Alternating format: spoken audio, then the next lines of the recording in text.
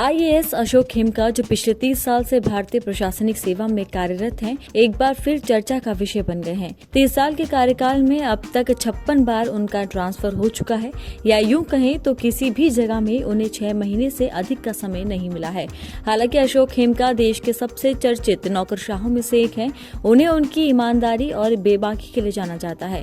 3 दशक के करियर में 56 बार ट्रांसफर पाने वाले अशोक खेमका कौन है, आइए उनके बारे में जानते हैं। अशोक खेमका हरियाणा कैडर के 1991 बैच के भारतीय प्रशासनिक सेवा के अधिकारी हैं। उनकी पहचान एक ईमानदार ऑफिसर और सबसे ज्यादा ट्रांसफर पाने वाले अधिकारी के तौर पर होती है। वो मूल रूप से कोलकाता के रहने वाले हैं। उनका जन्म मध्यम वर्गीय परिवार में हुआ। उन्होंने आईआईटी खड़गपुर से 1988 में बीटेक की डिग्री हासिल की। इसके बाद Tata institute of fundamental research से कंप्यूटर साइंस में पीएचडी की। उनके पास बिजनेस एडमिनिस्ट्रेशन एंड फाइनेंस में एमबीए की डिग्री भी है। इसके बाद ही उन्होंने यूपीएससी एग्जाम दिया और उनका हरियाणा कैडर के लिए सिलेक्शन हुआ। ये तो हमने उनके बारे में बता दिया, लेकिन अब आते हैं असली कहानी पर कि आखिर इस बार उनके साथ क्या हुआ।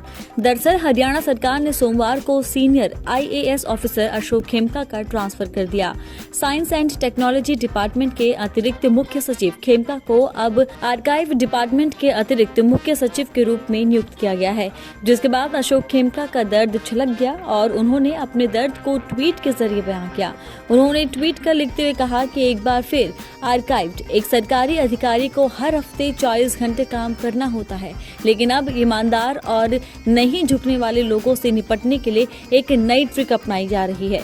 सिविल सर्विस बोर्ड से परे रखकर थोड़ा काम दीजिए, आत्मसम्मान खत्म कर दो और तिरस्कार का ढेर लगा दो। इससे किसका हित सद रहा है। गौरतलब हो कि खेमका एक अन्य रिटायर्ड आईएएस ऑफिसर प्रदीप कासनी के बाद हरियाणा के दूसरे ऐसे नौकरशाह हैं जिनका सबसे ज्यादा ट्रांसफर हुआ है। कासनी को अपने 34 साल के करियर में 71 बार ट्रांसफर का सामना करना पड़ा था।